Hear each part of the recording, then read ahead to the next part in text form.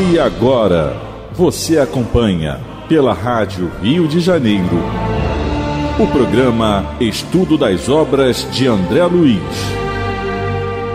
Vamos refletir sobre o livro Nosso Lar.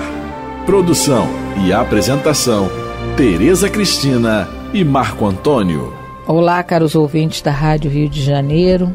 Vamos iniciar o nosso estudo das obras de André Luiz. Estamos estudando o livro Nosso Lar, que foi psicografado por Francisco Cândido Xavier, pelo espírito André Luiz. Amigos ouvintes da emissora da Fraternidade, Rádio Rio de Janeiro, novamente estamos aqui com a permissão de Jesus para darmos continuidade ao nosso estudo da obra Nosso Lar. Nós terminamos no programa passado o capítulo 32, falando sobre esse espírito tão bonito, vamos dizer assim, tão belo, né, que é a Veneranda. Notícias de Veneranda, nós tivemos notícias dela. E encerrando o programa passado, em que a Narcisa informa ao André Luiz que essa ministra é uma das ministras de Nosso Lar, que ela vai fazer um estudo, um esclarecimento, uma palestra sobre o pensamento para alguns aprendizes, né? Claro, aqueles interessados, e sobre o pensamento. E falamos sobre esse assunto, pensamento, colocamos algumas situações, alguns ensinamentos do Livro dos Espíritos, na pergunta 833, em que os Espíritos falam a Allan Kardec do verdadeiro livre-arbítrio, que é a liberdade de pensar. Pergunta 833. Falamos do conhecimento que os Espíritos têm dos nossos pensamentos, mesmo aqueles que são os mais ocultos. Está relatado na pergunta 457 do Livro dos Espíritos. Tereza comentou sobre alguns assuntos, a questão do pensamento, da formação, que o pensamento é matéria e que através do nosso pensamento nós plasmamos imagens que são vistas por todos os espíritos. E, resumindo, a responsabilidade nossa quanto ao ato de pensar. Terminando assim o capítulo 32, vamos dar início ao capítulo 33, Curiosas Observações. Muito interessante também. E aí, iniciando o capítulo, André Luiz nos diz: poucos minutos antes da meia-noite, Narcisa permitiu minha ida ao grande portão das câmaras. Lembrando que é o primeiro dia de trabalho dele. Ele não chegou em casa ainda não. Chegou não. Está interessado em trabalhar. Ele está trabalhando. Ele está no trabalho dobrado, né? Que ele importante. Pediu se podia fazer dobrar, né? Ele está no plantão de 24 horas. Isso. E aí ele continua. Os samaritanos deviam estar nas vizinhanças. Era imprescindível observar-lhes a volta para tomar providências. Então nós já temos aqui ele dizendo que a Narcisa o levou para o portão das câmaras justamente para ter esse aprendizado com aqueles que vão vir. Esses samaritanos são quem? São aqueles que trazem aqueles espíritos para a colônia, em caravanas. O André Luiz foi trazido na maca pelo Clarencio lá e o Padiola, né, que ele relata. Então, a maneira como ele foi trazido foi uma, tem outras, e esses são trazidos assim. Eles são, que vai ser mais bem especificado, mais bem explicado no capítulo seguinte, que é o 34, que é os recém-chegados do umbral. Mas ele já vai, ela leva ele para as câmaras, já para ele começar a se habituar com esse trabalho. Como é que chega as pessoas na colônia? Nas enfermarias. Nas enfermarias. Na colônia, e depois são distribuídas as enfermarias. E depois, posteriormente, são outros ensinamentos que a gente vai ter. Então a gente... E esse nome, ele faz alusão, com certeza, à parábola de Jesus do bom samaritano, que é aquele que socorre o homem caído da estrada, sem perguntar pelo nome, sem perguntar que religião ele tinha, da onde ele veio, para onde ele estava indo, simplesmente ampara. Então o trabalho dos samaritanos em Nosso Lar tem essa mesma característica. Eles, o único imperativo é a questão do espírito estar realmente arrependido e dando sinais de cansaço, né? Dando sinais de boa vontade para um novo recomeço. Então, esse é um imperativo, porque a gente já viu que nem todos podem ser acolhidos dentro do Ministério da Regeneração, como o exemplo da vampira. Lembram? Nos programas passados, né, no capítulo 31, cujo título é Vampiro, a gente viu que tem um quesito para adentrar a colônia. Então, os samaritanos são um grupo de apoio do Ministério da Regeneração, que saem em busca daqueles que se encontram no umbral, né, que se encontram nas regiões inferiores, mas que já mostram sinais de boa vontade, de arrependimento, de cansaço do mal. Isso, exatamente. Então, continuando. Com que emoção tornei ao caminho cercado de árvores frondosas e acolhedoras, porque ele saiu novamente das enfermarias do pavilhão. Ele está indo para o portão. Ele está indo para o portão, não é? É. Aqui troncos que recortavam o carvalho vetusto da terra. Além, folhas caprichosas lembrando a acácia e o pinheiro. Aquele ar embalsamado figurava-se-me uma bênção. Nas câmaras, apesar das janelas amplas, não experimentava tamanha impressão de bem-estar. Por quê? Certo, é porque o ambiente, não é? A ambientação que nos faz... porque é a questão, novamente voltando ao final do capítulo anterior, a questão do pensamento, aquilo que emitimos, do bem. Isso faz nos recordar essa questão da impressão do bem-estar que ele fala aqui, apesar das janelas amplas, né, abertas. Nós faz nos recordar, às vezes, que íamos assistir Divaldo Pereira Franco no Centro Espírita André Luiz, aqui no Rio de Janeiro, ali na Tijuca, né? Rua Ibituruna, no Maracanã, Tijuca. E nós íamos para lá com tanta alegria, com tanta vontade de ver, né, de assistir a palestra. E também o doutor Bezerra, todo ano, incorporava no Divaldo lá e nos trazia uma mensagem. O ambiente lá dentro era muito bom. Nós ficávamos na fila, às vezes, o dia inteiro. O dia inteiro. E sem cansaço, né? Fazendo o que gosta. E aí a gente entrava e assistia e tal. E era um ambiente tão bom. Nós saímos de lá alimentados. Aí entra o nosso livre-arbítrio depois. Porque passou alguns dias, a gente volta a ser ainda o que ainda somos, né? Na questão do nosso comportamento ainda tão animalesco, vamos dizer assim. Mas saímos de lá reconfortados, enlevados pela ambientação que se fazia no local. Porque as pessoas todos que estavam lá estavam pensando de maneira uníssona, né? No bem, na mensagem boa. No livro Os Mensageiros, no capítulo 40, Rumo ao Campo, o André Luiz vai explicar, vai detalhar para nós o que são essas emissões mentais que, de alguma maneira, contaminam o ambiente ou purificam ele. E ele fala assim, o Aniceto, né, convida ele, é o livro Os Mensageiros, capítulo 40. Depois de um trabalho lá na casa da dona Isabel, que é considerado uma oficina de nosso lar, o Aniceto convida o André Luiz para ir ao campo, porque eles vão precisar de algum repouso, né? Depois até aqui mesmo nesse capítulo, a gente vai conversar um pouco sobre repouso. E quando der saída ao campo, eles vão volitando e ele começa a observar algumas coisas diferentes.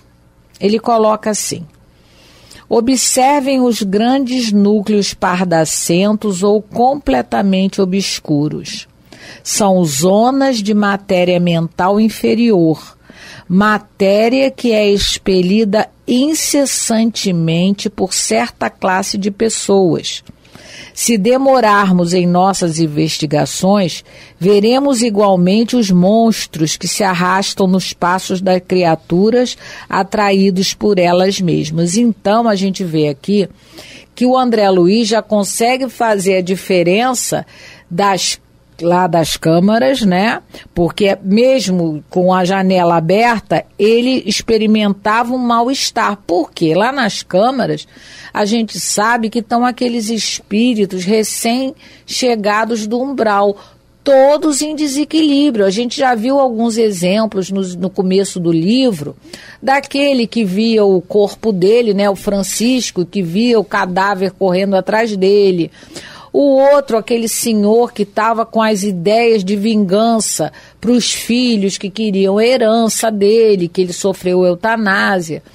Então, imagina, um lugar, todo mundo pensando, vibrando, né, em desequilíbrio, pensando em vingança, em raiva, em ódio, em medo. O ambiente fica muito pesado. É isso que o Aniceto está explicando para ele. E ele continua, uma coisa muito interessante aqui para todos nós. Tanto assalta o homem a nuvem de bactérias destruidoras da vida física, quanto as formas caprichosas das sombras que ameaçam o equilíbrio mental. Como veem, o orai e vigiai do Evangelho tem uma profunda importância. E aí depois ele vai continuar. Aí o André Luiz pergunta para ele, mas a matéria mental emitida pelo homem inferior tem vida própria, como núcleo de corpúsculos microscópios de que se originam as enfermidades corporais? Ele quer saber, mas esse pensamento, esse vibrião mental, vamos dizer assim, ele tem vida quanto o vibrião, vamos dizer assim, da tuberculose, da sífilis? Resposta: como não? Vocês presentemente não desconhecem que o homem terreno vive num aparelho psicofísico. Não podemos considerar somente no capítulo das doenças, das moléstias, a situação fisiológica propriamente dita, mas também o quadro psíquico da personalidade encarnada. Ora, se temos a nuvem de bactéria produzida pelo corpo doente, temos a nuvem de larvas mentais, aqui ele fala larva ou vibrião, né? Produzidas pela mente enferma, em identidade de circunstância. Desse modo, na esfera das criaturas desprevenidas de recursos espirituais, tanto adoecem corpos como as almas. Muito interessante essa lição que o André Luiz nos traz no capítulo 40 do livro Os Mensageiros. E não é por outro motivo que ele está sentindo a diferença de ambiente lá da enfermaria, né, onde ele estava, lá nas câmaras, lá de onde ele está saindo das câmaras, né, ao ar livre. Ele mesmo ressalta, apesar das janelas abertas, era muito diferente o ambiente de onde ele estava agora. E ele continua assim: assim caminhava silencioso sobre as frondes carinhosas, ventos frescos agitavam-nas de manso, envolvendo-me em sensações de repouso. Então aqui nesse parágrafo a gente observa que ele está exaltando a natureza também. Ele fala dos troncos que recordam o carvalho da terra, folhas caprichosas e tal. E isso nós lembramos que o André Luiz, quando saiu no umbral, lembramos que quando ele começou a raciocinar para ter condições do Clarencio tirar ele lá da zona de umbral, foi quando ele fala que comecei a pensar que deveria existir um autor da vida, porque ele tinha essa coisa do materialismo, né, do seu tempo. Ele mesmo relata isso, materialismo do meu tempo, ele fala assim. Doutor que ele era, né, renomado e tudo, então ele tinha essa questão do materialismo, mas ele começa a observar que deveria existir. E aí agora, com o seu aprendizado, já se passou algum tempo da saída dele do umbral, 1 ano mais ou menos, e ele já começa a exaltar aqui para nós a natureza. Nós pegamos aqui um verso do livro O título é Harmonias na Natureza. Eu vou ler 2 trechinhos. É do livro, o primeiro livro, o nome do livro. E o verso é de nada mais, nada menos do próprio Chico. Ele diz assim, olha só: quem nos sustenta no espaço, ó sol grandioso e fecundo, que ilumina o nosso mundo sem fadiga e sem cansaço. É a mão única e superior do matemático extremo, cujo poder é supremo, é fonte de vida e amor. Então, pegando aqui o raciocínio desse verso com o que o André Luiz está falando, exaltar a natureza é realmente reconhecer a bondade de Deus. Não é? Então, já é o André Luiz bem modificado daquilo que nós vemos lá no início. Porque a colônia não mudou, né? Porém, durante o capítulo, que não vai dar tempo hoje, mas durante o capítulo nós vamos ver que, apesar do esforço dele, e é claro, é natural, a saudade vai continuar da família. Sim. Porque a saudade, gente, como diz os espíritos, é o metro do amor.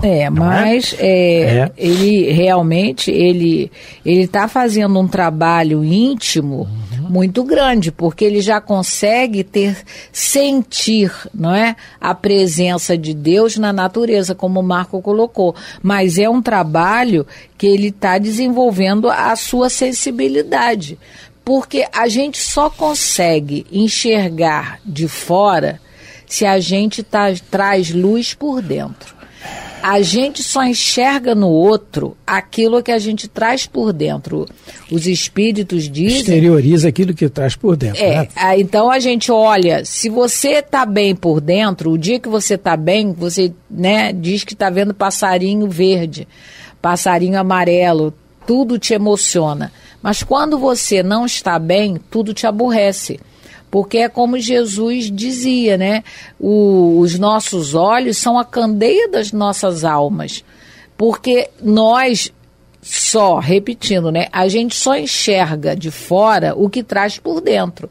Então ele agora, o André Luiz, já um tempinho lá na enfermaria...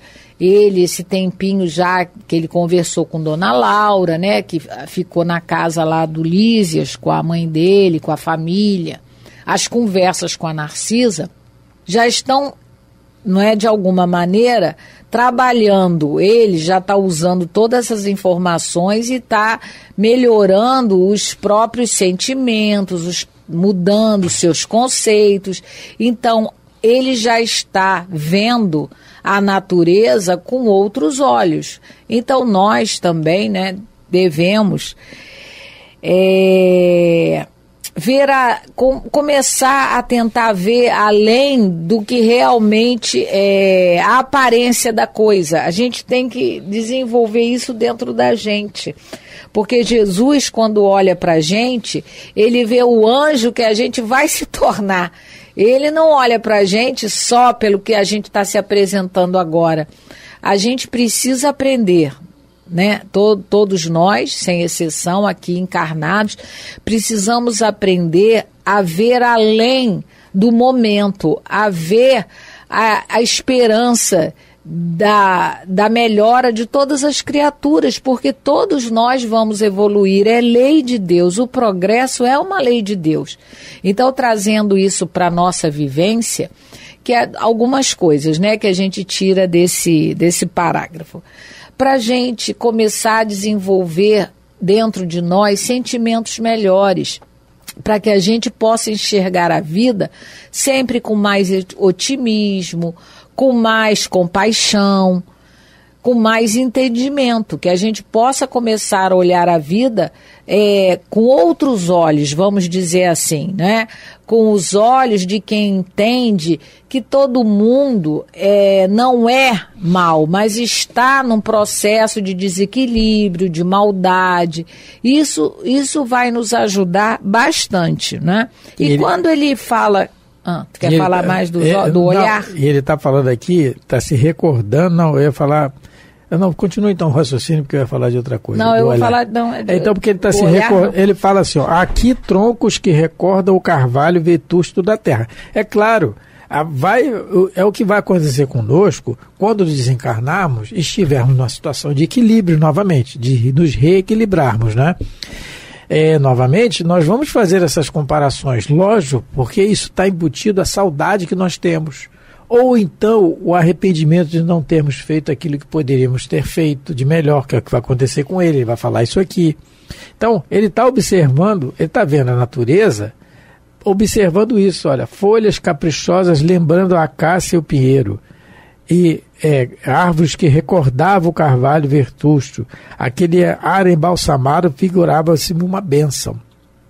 E aí, isso desenvolve o pensamento da gente, é como que viaja, não é? No tempo, recordando aquilo que poderíamos ter feito e não fizemos, que é o que vai acontecer com ele. Então, o louvor da natureza aqui que ele está fazendo é um louvor da natureza. Ele está dizendo, primeiro, é o que nós falamos, naqueles versinhos que nós lemos de Francisco Cândido Xavier, nas Harmonias da Natureza. Ele está reconhecendo a paternidade divina, e não estamos abandonados, porque, como Allan Kardec gostava muito de dizer em seus livros, conhece-se o efeito pela causa, não é? O que nos demanda a causa. A natureza é de uma perfeição inigualável, assim como a natureza do corpo humano, mas ele está falando aqui da natureza, né? Árvores e tal. E se a gente for ver, por exemplo, o ciclo da abelha e outras coisas mais. Então, é de uma perfeição assim que nos estarrece. É uma inteligência suprema que está comandando isso tudo, né? É o direcionamento disso tudo. E por que a maré não enche? Porque a distância da Lua, a distância do Sol, tudo mais, que nos alimenta e tal. A distância correta, então tem tudo isso, nessa observação, dessa beleza toda, nós temos sempre que raciocinar na paternidade divina, na grandiosidade, que é claro que não conseguimos ainda observar de todo, vai demorar, na grandiosidade do amor de Deus, né? Então é nisso que nós estamos raciocinando nesse parágrafo aqui. Porque ele diz, caminhava silencioso sob as frondes carinhosas. E aí, esse caminhar silencioso é o quê? O raciocínio que ele vai seguir mais adiante. Então, a observação da natureza é isso. Joana de Ângeles, no livro Vida Feliz, ela nos pede, para vez por outra, procurarmos um lugar em que possamos observar a natureza, observar aquilo da criação de Deus, realmente, nítida de Deus, aquela sabedoria e amor conjugados ali que estão na natureza. Quem observa um oceano, eu particularmente gosto muito de praia, mas quem observa um oceano, uma praia, aquela imensidão, meu Deus, o que é isso? A gente não consegue. As estrelas no céu, quem já teve oportunidade de observar isso à noite, no céu sem poluição, quer dizer, são todos fatores que temos que nos raciocinar mais além, chegando à lógica, à conclusão do amor divino. E isso num planeta de expiações como nós estamos. Uma colônia que está no umbral, essa beleza toda. Imagina em colônias superiores e em planetas superiores, como não deve ser essa natureza, né? Esplandecer tanto assim. Teria mais um pouquinho? Segue mais adiante, não? Quando ele fala que ventos frescos agitavam-nas de manso as folhas, né? Envolvendo-me em sensações de repouso, a gente pode ver aqui que repouso não é só dormir. Que o repouso pode ser também uma atitude mental, uma troca de tarefa. Os espíritos superiores, o descanso para eles é trocar de tarefa. Então, ele está dizendo para a gente, né, como o Marco lembrou, que a Joana diz, que vez por outra a gente deve caminhar por um bosque, que o repouso é, antes de tudo, uma atitude mental, porque se você dormir preocupado, você não repousa. Você pode até fisiologicamente, né, estar categorizado como dormindo, mas mentalmente você está agitado e você não está repousando. Então, que a gente também lembre disso. O repouso é uma atitude mental. Mas a gente pode comentar mais um pouquinho sobre isso no próximo programa, porque estamos chegando ao final. Que o relógio aqui não repousa. Ele trabalha sempre, ele trabalha o tempo todo. Muito obrigado pela atenção, pelo carinho. Fiquem com Deus. Muita paz de Jesus a todos. Deus abençoe vossos lares. A Rádio Rio de Janeiro apresentou o programa Estudo das Obras de André Luiz. Produção e apresentação, Tereza Cristina e Marco Antônio.